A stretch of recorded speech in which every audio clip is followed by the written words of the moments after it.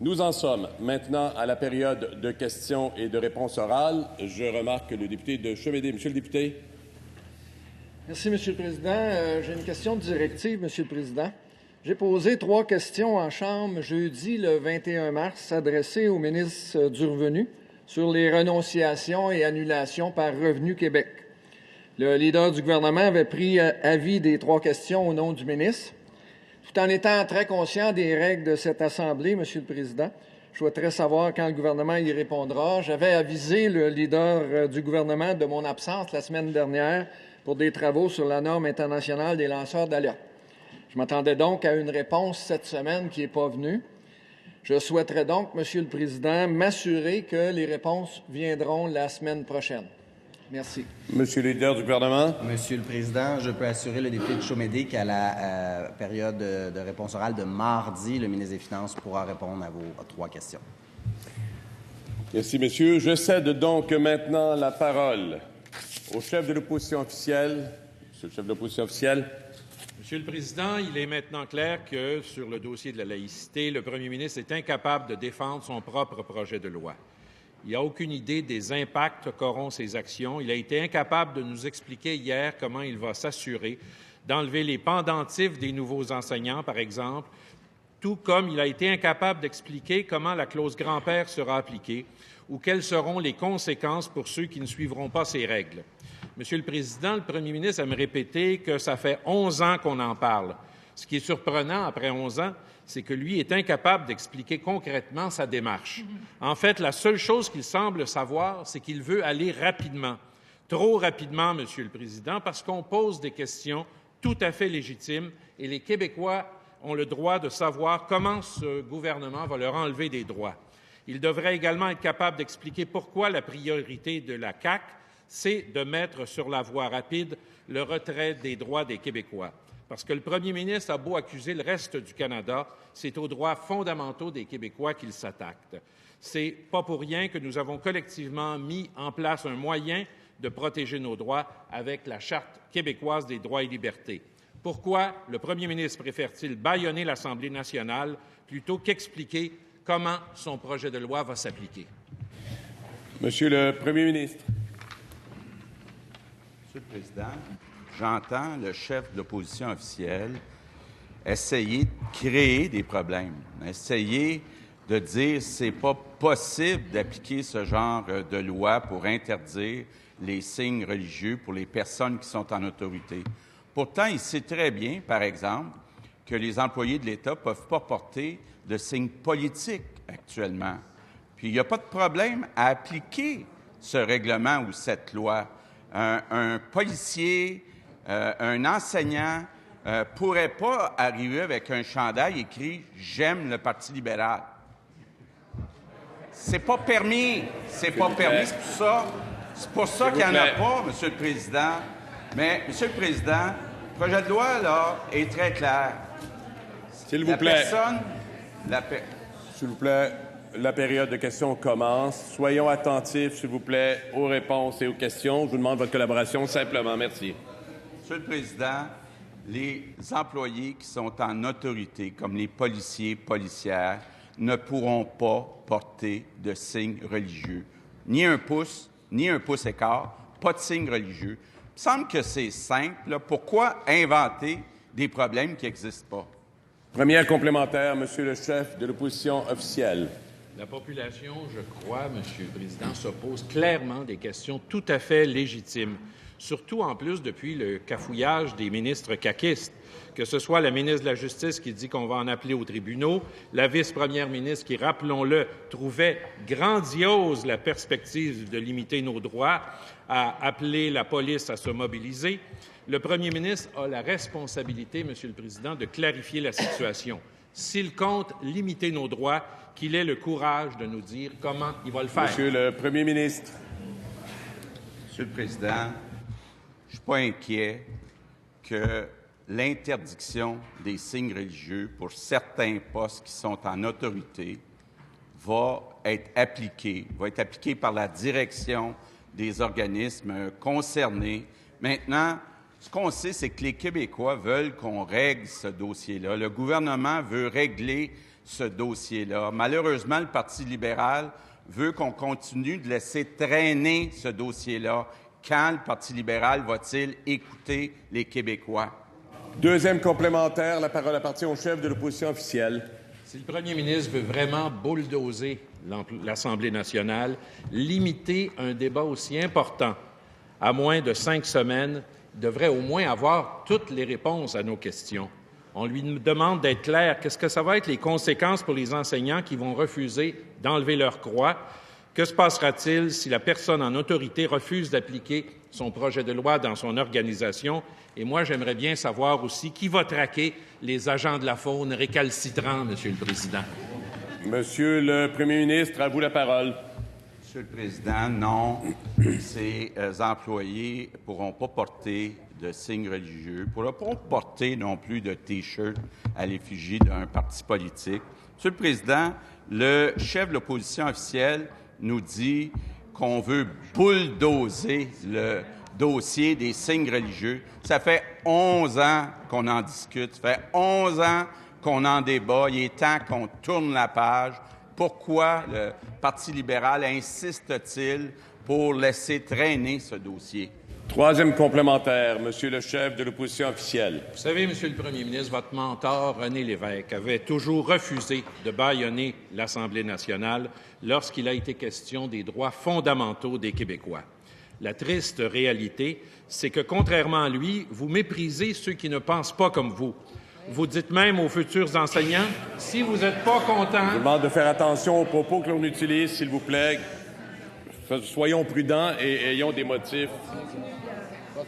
Hier, vous avez dit aux futurs enseignants, si vous n'êtes pas contents, allez voir ailleurs. Monsieur le Président, est-ce que vous êtes vraiment digne de la fonction de Premier ministre? Bon. Monsieur le chef de l'opposition officielle. Monsieur le Président, les propos du chef de l'opposition officielle ne font pas hauteur à la fonction qu'il occupe. Je lui demanderai de retirer ses propos. Il s'adresse au premier ministre du Québec. Honnêtement, si on va avoir un débat serein sur tout ce dossier-là, le chef de l'opposition officielle devrait se comporter ici dans cette Chambre par ses propos d'une façon qui correspond à la hauteur de sa fonction. C'est ce que nous faisons du côté de la Chambre.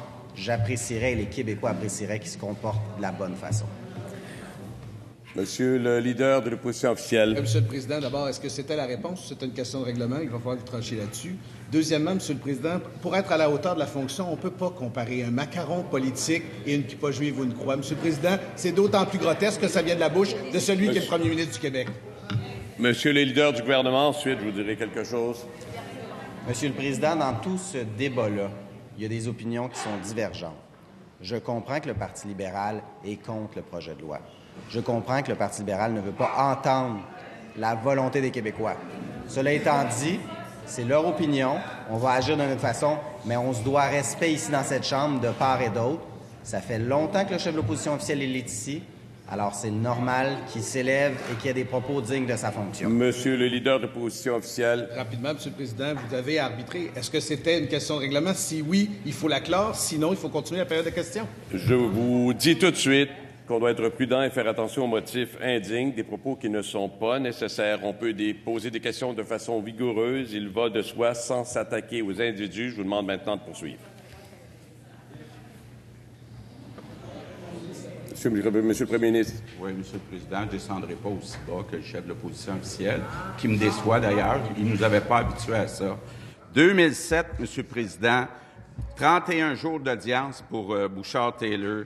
2010-2011, 90 heures pour le projet de loi sur les accommodements. 2014, 13 journées, 70 heures pour la Charte des valeurs. Projet de loi 62, 2016-2017, 75 heures de débat. C'est pas assez? C'est pas assez? S'il vous plaît. Comment le chef de l'opposition officielle peut-il appeler ça bulldozer? Franchement, il y a une drôle de définition du mot bulldozer. Question principale, Madame la députée de Marguerite Bourgeois. Monsieur le Président, à la lecture du projet de loi 21, plus de questions que de réponses. Le ministre affirme, et je le cite, qu'il veut quelque chose qui est pratique, qui est pragmatique et qui est applicable.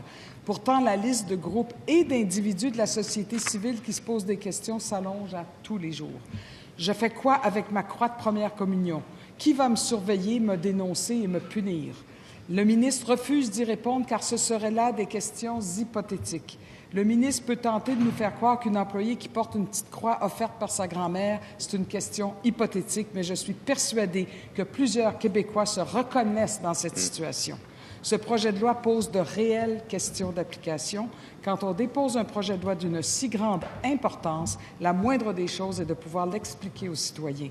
Les explications du ministre pourraient-elles, s'il vous plaît, être à la hauteur des changements qu'il propose? Monsieur le ministre de l'Immigration. Merci, Monsieur le Président. Je remercie la collègue pour sa question. Il y a une distinction nette entre le ton de son chef et la sienne. Cela étant dit, Monsieur le Président, ce qu'on fait dans le projet de loi, c'est qu'on interdit le port de tous les signes religieux pour certaines personnes en situation d'autorité. On parle des policiers, des agents correctionnels, des enseignants, des directeurs d'école, les gens qui représentent une figure d'autorité particulière, qui ont un pouvoir particulier de représentation de l'État, les procureurs également. Cela étant dit, cette interdiction-là, elle s'applique uniquement pendant la période où les gens sont en fonction durant leur prestation de travail. Ça, il faut être clair avec ça. Et oui, nous avons choisi le critère d'interdire complètement le port de signes religieux. Et je vous ai expliqué hier pourquoi on a fait ce choix-là. C'est notamment pour ne pas tomber dans le cas de mesurer la grandeur des signes religieux, pour le caractère ostentatoire ou non. Donc, ça s'applique à tous les signes religieux, l'interdiction du port durant la prestation de travail pour ces personnes particulières-là. Ça couvre autant une croix catholique qu'une kippa, qu'un kirpan, qu'un hijab, qu'une burqa, qu'un niqab. Ça couvre tous les signes religieux. Donc, durant la prestation de travail, il n'y a pas de port de signes religieux. C'est très clair. Première complémentaire, Madame la députée de Marguerite Bourgeois. Cette semaine, le premier ministre répétait qu'il fallait éviter de tomber dans le piège des journalistes et de répondre à des hypothèses, qu'il ne fallait surtout pas parler des moyens d'application. Or, quelques heures plus tard, ce même premier ministre nous disait, et je le cite, que c'est important qu'on mette des règles claires. Le ministre est mal pris devant deux affirmations contradictoires de son premier ministre. Laquelle des deux options choisira-t-il? Celle d'établir des règles claires ou celle de ne surtout pas parler des façons d'appliquer sa propre loi? Monsieur le ministre de l'Immigration. Mais, Monsieur le Président, quand on lit le projet de loi 21, c'est très clair. Et c'est pas différent des autres projets de loi qu'on adopte ici à l'Assemblée nationale. Il est vrai qu'il n'y a pas de disposition pénale, il n'y a pas d'amende dans le projet de loi, comme ça se fait dans un multiple projet de loi ici adopté à l'Assemblée nationale. Ce qu'on dit, c'est que c'est une loi d'ordre public. Donc, la loi s'applique. Toutes les organisations se doivent de respecter les lois qui sont votées à l'Assemblée nationale. Est-ce que vous nous dites, par votre question, que lorsqu'une loi qui est votée à l'Assemblée nationale, elle ne devrait pas être appliquée par les organismes publics, par les municipalités ou par les commissions scolaires? Je ne pense pas que c'est le sens de votre propos. Puis ici, comme législateur, quand on travaille ensemble pour faire adopter les différents projets de loi, bien, la loi doit être adoptée. Et c'est ce qui va arriver, c'est la plus haute autorité administrative qui va faire l'application de la loi. Deuxième complémentaire, Madame la députée de Marguerite Bourgeois. Déjà une semaine, Monsieur le Président, une semaine que nous posons des questions et que la société aussi en pose à tous les jours. Les commissions scolaires sont inquiètes, les municipalités très interpellées, les syndicats aux aguets et pourtant on ne nous donne pas de réponse. Plusieurs jours, plusieurs questions, beaucoup d'inquiétudes, mais toujours pas de réponse. Finalement, pour éviter de devoir répondre à nos questions, doit-on conclure que le gouvernement a déjà préparé son bâillon? Monsieur le ministre de l'Immigration. Monsieur le Président, c'est la 6e question que je réponds à la députée de Marguerite Bourgeois. Je pense que mes explications, elles sont très claires. Je fais vraiment un effort pour que mes réponses soient intelligibles. Le projet de loi, il est clair, ça sera applicable. Pour ce qui est de l'étude du projet de loi, écoutez, on a reçu vos groupes, on va vous renvoyer des propositions. Moi, je souhaite qu'on puisse siéger le plus rapidement possible, d'entendre les différents groupes, d'expliquer le projet de loi aux différents groupes qui soulèvent des questions par rapport au projet de loi, de leur expliquer, de faire la pédagogie, de les entendre aussi. Puis s'ils ont des bonifications à apporter au projet de loi, bien moi, je suis ouvert à les entendre puis à améliorer le texte du projet de loi. C'est comme ça que ça fonctionne. Il n'y a pas de projet de loi qui ne nécessite pas d'amendement. Alors, on sera positif et je vais travailler avec vous. En terminant, voir les amendements que vous allez me déposer. Je suis en mode collaboration, ça dépend juste de vous. Question principale, Monsieur le leader de l'opposition officielle. Merci, Monsieur le Président. Depuis le dépôt du projet de loi sur la laïcité, on entend presque en boucle le premier ministre répéter qu'il faut être posé, qu'il faut élever le débat avec sérénité. Aujourd'hui, Monsieur le Président, on comprend mieux à qui sont destinés ces appels. Dans le fond, le message que nous livre le premier ministre, il est pour les autres, pour ceux et celles qui ne pensent pas comme lui. C'est un peu comme s'il nous disait « Ceux qui ne pensent pas comme moi, soyez gentils, soyez polis, soyez respectueux, mais moi, j'ai le droit d'être intransigeant. Moi, j'ai le droit de ne pas respecter cette Assemblée. Au fond, ça sert à quoi un Parlement? Nous sommes majoritaires. » C'est une attitude qui se reflète aussi dans le projet de loi, Monsieur le Président. Il contient, ce projet de loi, une clause de droit acquis qui prévoit que seuls ceux et celles qui seront titulaires des emplois visés par les interdictions au jour qui précèdent la présentation du projet de loi seront protégés. Alors, Monsieur le Président, cette disposition, elle limite actuellement les employeurs dans leur recherche et leur sélection et les oblige à appliquer la loi maintenant, avant son adoption. Pourquoi? Monsieur le ministre de l'Immigration. Monsieur le Président, le Parlement, il doit fonctionner. Pour que le Parlement fonctionne, ça se prend la collaboration de toutes les formations politiques ici. Le projet de loi que j'ai déposé, le projet de loi 21 sur la laïcité de l'État, c'est un projet de loi qui est important pour la société québécoise. Durant 11 ans, il y a eu de multiples débats dans la société québécoise. Vous en avez été comme leader de l'opposition officielle à l'époque, en 2007. Il y a plusieurs collègues ici qui en ont été dans d'autres formations politiques alors qu'il y a eu des débats en 2013. Il y a eu des débats en 2015 avec la précédente ministre de la Justice. Il y a eu énormément d'échanges, de questionnements. Nous allons tenir des consultations très prochainement. Je souhaite que vous participiez aux consultations. Il y aura des débats en commission parlementaire, on aura des débats ici au Salon Bleu. La chose étant, il faut s'assurer que la loi soit applicable pour l'ensemble des organisations et le contenu du projet de loi fait en sorte qu'au moment du dépôt du projet de loi, ça cristallise la situation. Si l'Assemblée nationale souhaite aller de l'avant avec le projet de loi, la volonté du gouvernement est d'aller de l'avant avec le projet de loi pour répondre aux engagements que nous avons pris devant les Québécois et surtout à la volonté de la population québécoise. Première complémentaire, Monsieur le leader de l'opposition officielle. Merci, Monsieur le Président. Ma question porte sur cette procédure parlementaire qui veut qu'un projet de loi ne peut être adopté. On ne peut pas obliger des gens de l'adopter avant son adoption, qui, elle, ne peut être présumée non plus. Monsieur le Président, le ministre a vécu pareille affaire avec les 18 000 dossiers en immigration.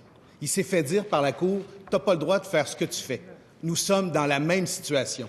Ou bien il n'apprend pas de ses erreurs, Monsieur le Président, ou bien il persiste et signe. Dans mon vocabulaire, c'est du mépris. Dans le sien, est-ce que c'est ridicule? Monsieur le ministre de l'Immigration. Monsieur le Président, c'est important de distinguer les deux dossiers. Le leader de l'opposition le sait très bien que ça n'a aucun lien entre les deux et que ce n'est pas la même situation. Nous avons le devoir d'adopter une loi qui est applicable pour l'ensemble des organisations. Nous avons le devoir, lorsqu'on légifère, de penser à toutes les situations possibles, et c'est ce que nous faisons avec le projet de loi 21. Nous avons un projet de loi qui est pondéré, un projet de loi qui sera applicable dès le moment de sa sanction, un projet de loi aussi qui est rassembleur, un projet de loi qui fait un équilibre. Alors que la société québécoise s'est divisée durant plusieurs années sur cet enjeu-là, notre objectif est de rassembler les Québécois. Nous avons fait des compromis dans le projet de loi. Nous avons avancé. C'est un projet de loi qui rassemble. Joignez-vous. Deuxième complémentaire, Monsieur le leader de l'opposition officielle. Monsieur le Président, le leader répète toujours la même chose, mais son projet de loi, aujourd'hui, doit être appliqué par des employeurs. Lorsqu'ils rencontrent des employés, ils doivent leur dire ce qui pourrait se passer. Lorsqu'ils ont à choisir entre des candidats, ils doivent tout de suite identifier qui de ceux et celles portent des signes religieux pourront leur causer problème pour la suite. C'est de ça qu'il a été accusé lorsque la Cour lui a dit « on ne peut pas présumer de l'adoption ». C'est ça qui s'est passé avec les 18 000 dossiers et on va le revivre avec les employeurs du Québec. C'est ça sa façon de gouverner en démocratie? Monsieur le ministre de l'Immigration. Monsieur le Président, je n'ai pas de leçon de démocratie à recevoir de la part du Parti libéral du Québec qui n'a pas écouté les Québécois pendant 15 ans et je pense qu'ils vous ont envoyé un message assez clair le 1er octobre dernier. La démocratie, ça s'est exprimé notamment le 1er octobre dernier lorsque les Québécois vous ont envoyé un message, notamment relativement à la laïcité de l'État, au port de signes religieux, notamment sur le fait qu'au Québec, lorsqu'on donne un service public, on devrait le donner à visage découvert et le recevoir à visage découvert également pour des motifs de sécurité ou d'identification. Le Parti libéral du Québec devrait cheminer dans sa position pour écouter les Québécois, pour écouter la société québécoise et pour terminant, tourner la page sur cette question-là. C'est important, c'est un choix de société d'inscrire la laïcité et nous allons le question faire. principale, Madame la chef du deuxième groupe d'opposition. Merci, Monsieur le Président. En campagne électorale, le premier ministre répétait à qui voulait l'entendre qu'il voulait de bonnes jobs, de bons emplois, payants 25, 30, 40 piastres de l'heure. Mais des salaires comme ça, les patrons, là, ils ne vous donnent pas ça parce qu'on le demande gentiment. Des salaires comme ça, ils sont obtenus par de la négociation. Et le rôle du premier ministre, lorsqu'il y a une négociation, bien, c'est de s'élever au-dessus de la mêlée. Ce n'est pas ce qui se passe actuellement dans le cas de l'ABI. On sait déjà qu'Hydro-Québec subventionne depuis 14 mois le lock-out à la hauteur de centaines de millions de dollars. Maintenant, le premier ministre met tout son poids derrière le PDG à 13 millions d'Alcoa parce que finalement, il trouve que nos travailleurs et travailleuses québécoises et québécois sont trop payés. Résultat, hier, ABI a rejeté l'offre et, grâce à la bénédiction du premier ministre, le lock-out continue. Le premier ministre a saboté le rapport de force de nos travailleurs-travailleuses. Ça n'a pas de bon sens. On sait que le premier ministre n'a peut-être pas tendance à se mettre du bord du monde. Est-ce qu'il pourrait au moins rester neutre? Monsieur le premier ministre. Monsieur le Président, au Québec, le salaire moyen, c'est 47 000 par année. En Ontario, c'est 52 000.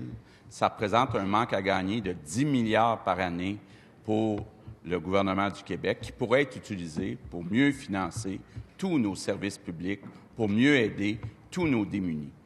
Les emplois qui sont à plus de 50 000 par année sont beaucoup dans le secteur manufacturier. Dans le dossier d'ABI, j'ai rencontré les deux parties. J'ai bien écouté le syndicat, bien écouté la direction. Je suis arrivé à la conclusion qu'il y a un problème du côté du syndicat. Et je pense qu'on a effectivement une responsabilité, quand on occupe des fonctions comme la mienne, d'aider à faire cheminer ces dossiers, parce que les Québécois, là, des emplois à 92 000 comme on a chez ABI, c'est des emplois qu'on veut. Et actuellement, les demandes qui sont faites par le syndicat ne sont pas raisonnables. Et si un jour, c'est le patron qui n'est pas raisonnable, je vais le dire. Mais dans ce cas-ci, c'est le syndicat qui n'est pas raisonnable.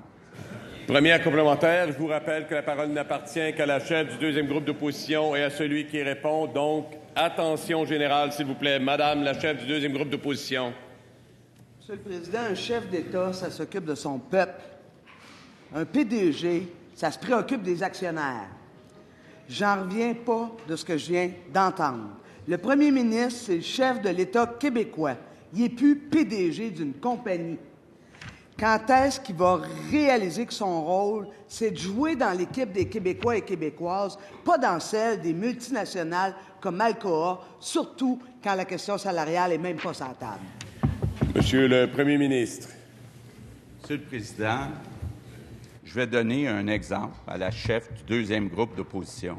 Actuellement, le syndicat d'ABI demande 10 000 heures de libération syndicale. La direction en offre 7 500 heures de libération syndicale. Est-ce que la chef de la deuxième opposition trouve que c'est raisonnable de demander 10 000 heures de libération syndicale? Oui, le salaire, les deux parties s'entendent, 92 000 par année. Mais les libérations syndicales, franchement, je trouve ça exagéré de demander 10 000 heures. Deuxième complémentaire. Encore une fois, je demande votre collaboration. Parole à la chef du deuxième groupe d'opposition. Silence, s'il vous plaît. C'est exactement ce que je dis. Ce n'est pas à un chef d'État de s'occuper d'une négociation de travailleurs et travailleuses. On s'entend-tu? C'est la job d'une négociation. Excusez-moi, Madame la chef du deuxième groupe d'opposition. Nous sommes dans le processus de questions-réponses. La question est posée par la chef du deuxième groupe d'opposition. S'il vous plaît, vous me regarderez pour que je vous rappelle que pour l'instant, nous sommes tous attentifs. Je vous demande à tout le monde votre collaboration. Madame, veuillez continuer. Alors donc, Quand il y a négociation, il faut laisser les gens négocier. Et quand on déséquilibre le rapport de force, soit en subventionnant avec notre société d'État ou en faisant intervenir un premier ministre qui prend parti pour les multinationales, est-ce que le premier ministre va s'occuper de notre monde? Monsieur le Premier ministre. Monsieur le Président, le conflit de travail dure depuis 15 mois. On parle de retombées économiques de 500 millions de dollars par année pour la Mauricie, pour le centre du Québec. Actuellement, les entreprises, pas seulement les employés, là, tous les commerces, les gens en Mauricie puis au centre du Québec, on perd 500 millions de dollars. Oui, je pense que c'est ma responsabilité de s'occuper du bien commun de ces deux régions importantes. Question principale, s'il vous plaît. Question principale. La parole appartient maintenant au chef du troisième groupe d'opposition. Merci, M. le Président. La CAQ fonce tête baissée vers la construction de centaines de classes de maternelle 4 ans. C'est sa priorité. C'est ce qu'il nous a dit lors du débat des chefs. La CAQ nous disait au départ que ça coûterait 1 milliard de dollars. Le mois dernier, on était rendu à 2 milliards. Et savez-vous quoi? Hier, le ministre des Finances n'a pas écarté que ça puisse frôler le 3 milliards. La réalité, c'est qu'il n'y a pas de ruée vers les maternelles 4 ans. Bien au contraire, les inscriptions ne sont pas au rendez-vous. Il y a des places disponibles, mais les parents ne veulent pas envoyer leurs enfants en maternelle 4 ans. Ils trouvent ça trop jeune pour les envoyer à l'école. Partout au Québec, les périodes d'inscription à la maternelle 4 ans ont été prolongées. À la commission scolaire de Kamouraska-Rivière-du-Loup, c'est 11 des 24 classes prévues qui vont ouvrir. Encore là, la moitié des classes vont être complètes. Ma question, est-ce qu'on va construire encore ce réseau de 1, 2, 3 milliards de dollars pour des classes vides pendant qu'il y a des places réelles nécessaires pour des parents qui attendent partout au Québec? Monsieur le Premier ministre. Monsieur le Président, probablement le dossier qui me tient le plus à cœur, c'est de s'occuper des enfants qui ont des difficultés d'apprentissage. Actuellement, on a trop d'enfants qui n'ont pas la chance d'aller au bout de leur potentiel. On doit agir tôt, on doit dépister tôt et commencer à donner des services tôt. Le chef de la troisième opposition nous dit que c'est trop jeune, 4 ans, pour aller à l'école. Il a décidé ça, lui. En Ontario, les jeunes commencent à 4 ans. En France, les jeunes commencent à 3 ans à aller à l'école avec des enseignants, des orthophonistes, des orthopédagogues. Moi, je veux offrir ce qu'il y a de mieux à nos enfants. C'est peut-être vrai que ça coûte cher, mais c'est le plus bel investissement qu'on puisse pas faire. Très bien. Première complémentaire. Encore une fois, je vous demande de respecter les droits de parole. La parole appartient au chef du troisième groupe d'opposition. Monsieur le Président, j'ai peur qu'il se rende à 3 ans là, avec ce qu'il vient de dire. Du dépistage précoce, là, il peut s'en faire facilement dans les centres de la petite enfance.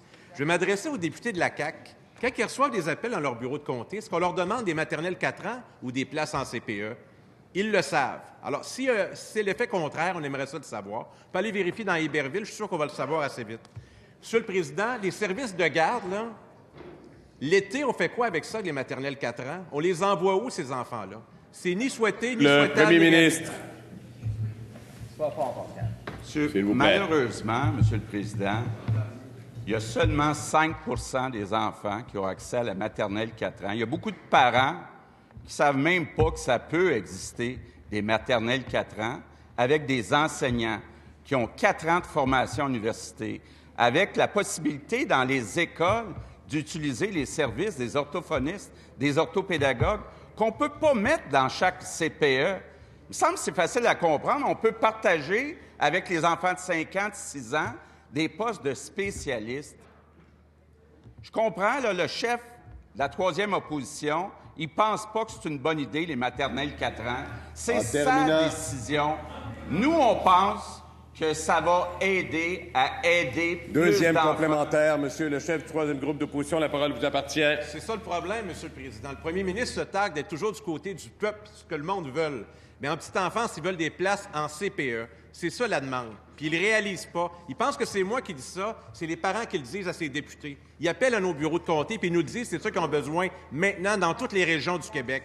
Alors, toute la marge de manœuvre, elle s'en va sur les maternelles 4 ans. Qu'est-ce qui va rester pour annoncer des nouvelles places pour les enfants et pour les mères qui ont besoin de retourner au travail? Rien. C'est un choix idéologique de la CAQ, puis on fonce dans le mur avec ça. Monsieur le Premier ministre, à vous la parole. Encore une fois, nous sommes attentifs. Monsieur le Président, il n'y a pas si longtemps, on a mis en place au Québec des maternelles 5 ans. Je me rappelle très bien à l'époque qu'il y avait des parents qui avaient peur des maternelles 5 ans, trouvaient ça trop jeune. Ne comprenaient pas qu'à la maternelle 5 ans, on peut apprendre en jouant. Aujourd'hui, on est à l'étape de dire offrir la maternelle 4 ans. Il y a des gens qui vont résister, mais moi, le pari que je fais, c'est que dans 4 ans, tout le monde va vouloir en avoir, puis on va être capable de réduire les échecs des enfants.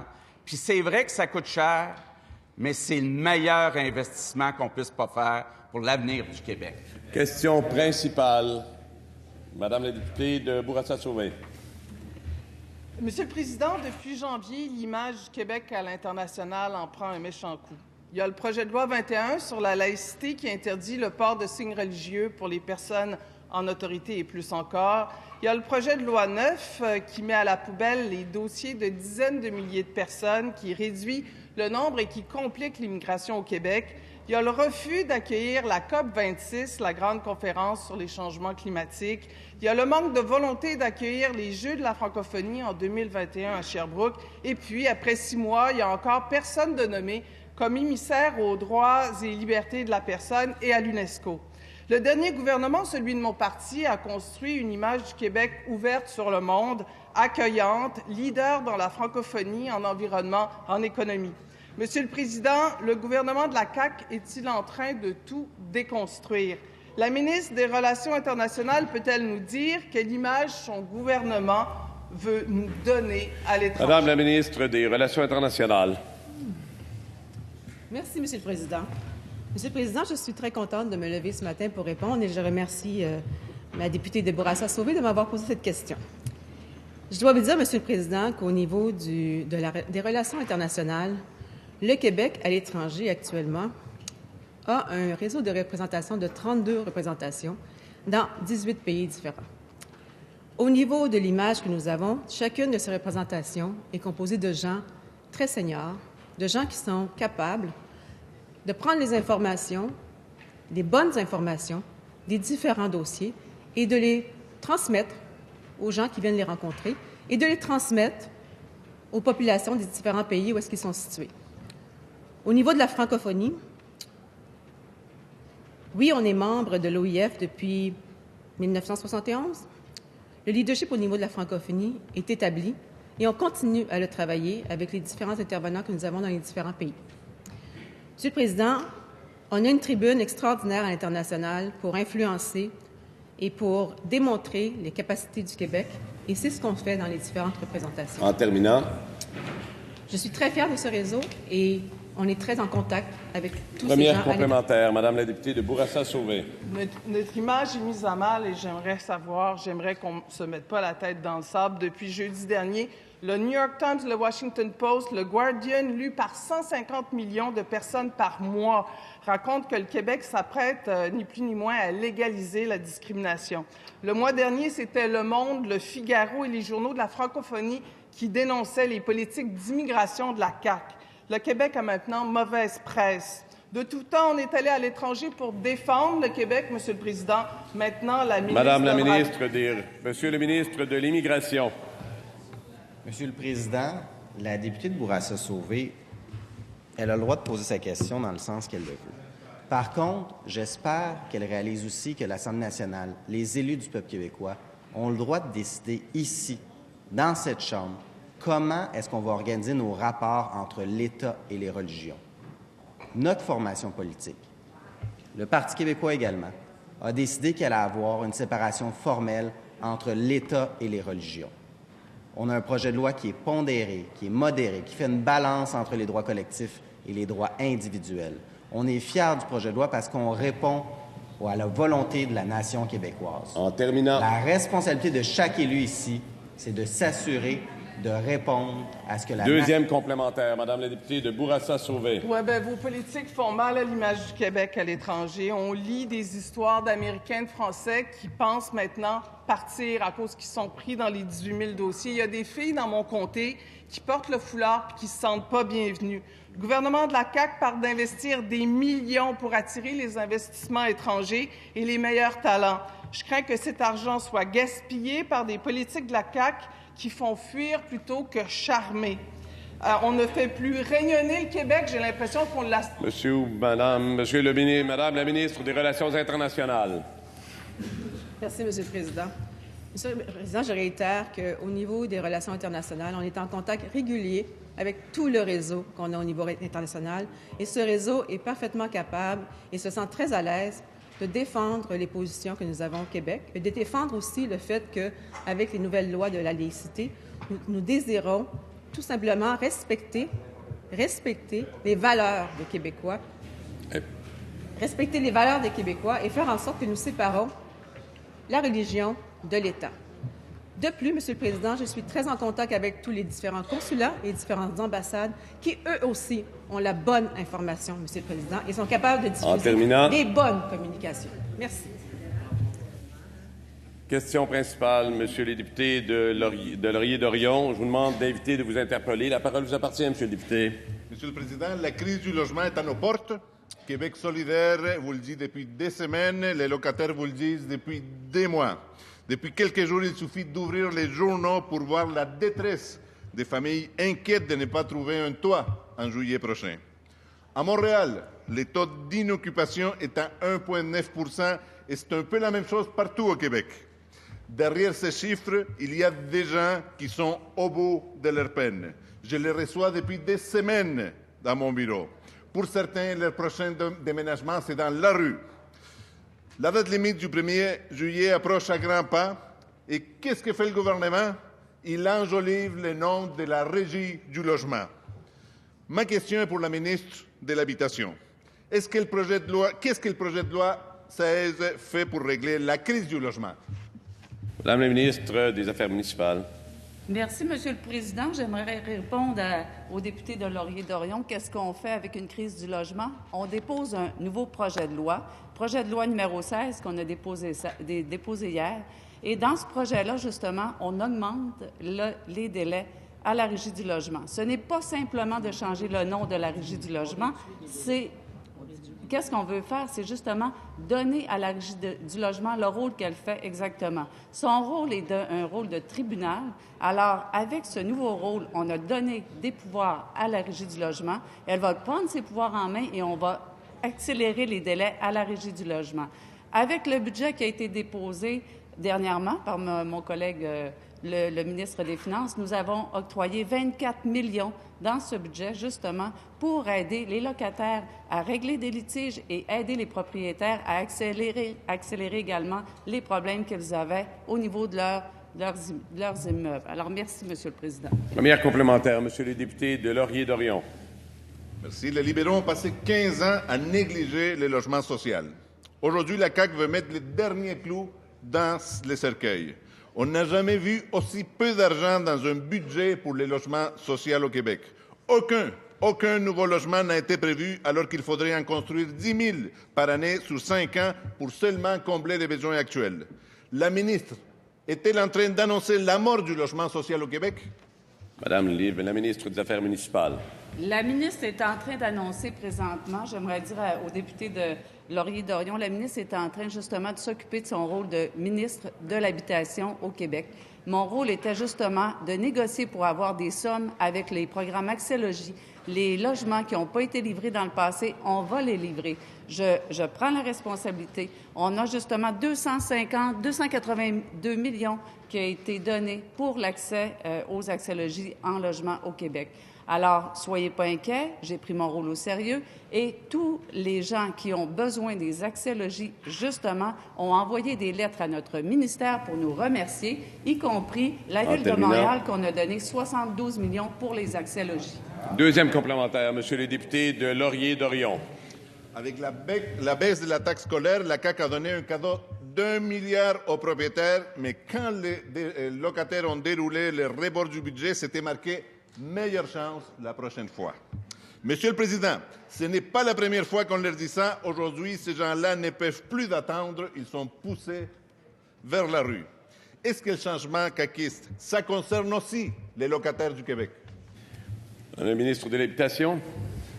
J'adore discuter avec le député de Laurier-Dorion. On a eu des rencontres ensemble il n'y a pas très longtemps et je vous garantissais qu'on allait bouger justement les habitations au Québec, ce qu'on fait présentement. Au niveau des taxes scolaires, je suis vraiment heureuse parce que moi, je viens du Saguenay-Lac-Saint-Jean et nous serons une des régions qui va vraiment être récompensée pour le problème qu'on avait avec les taxes scolaires au Québec.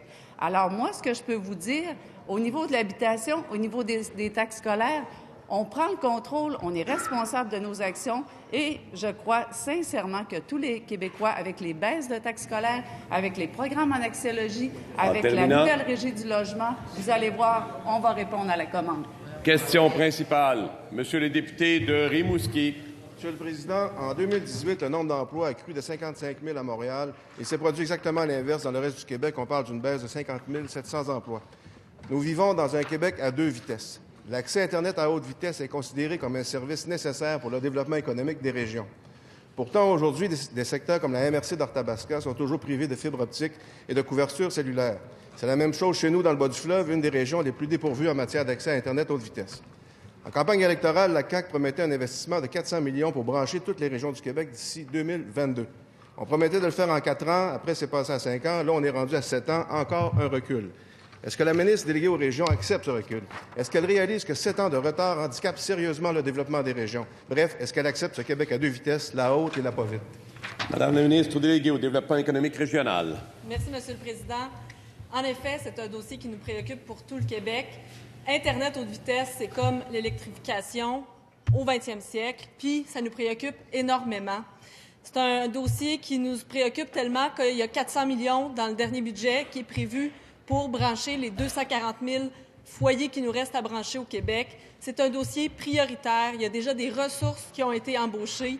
On travaille en collaboration avec la Fédération québécoise des municipalités dans ce dossier, justement pour s'assurer que la cartographie soit respectée puis qu'on puisse brancher le plus grand nombre de foyers possible. Monsieur le Président, c'est un dossier qui est prioritaire pour nous. On veut aller de l'avant. Notre plan est clair, notre plan est sensé. Évidemment, plus on va brancher vite, notre objectif, c'est de brancher d'ici 2022 les 240 000 foyers qui restent à brancher, mais on a besoin de la collaboration pour ce faire du fédéral, puis aussi des entreprises de télécommunications qui sont impliquées dans le dossier parce qu'ils ont l'expertise. Donc, pour nous, ce dossier est prioritaire et très préoccupant, puis on va aller de l'avant. Première complémentaire, Monsieur le député de Rimouski. Pour une priorité, 7 ans, c'est pas prioritaire fort. 7 ans, nous, il faut que ce soit au plus sacrant. C'est comme ça qu'on veut que les régions soient branchées. Pour leur avenir, les régions doivent prendre le virage de l'innovation et du numérique. Mais 7 ans de retard dans ce secteur économique, c'est un handicap majeur, comme dirait le premier ministre. Est-ce que le ministre réalise qu'en retardant le déploiement d'Internet haute vitesse en région, elle retarde le virage numérique des régions du Québec? Madame la ministre déléguée au développement économique régional. Merci, Monsieur le Président.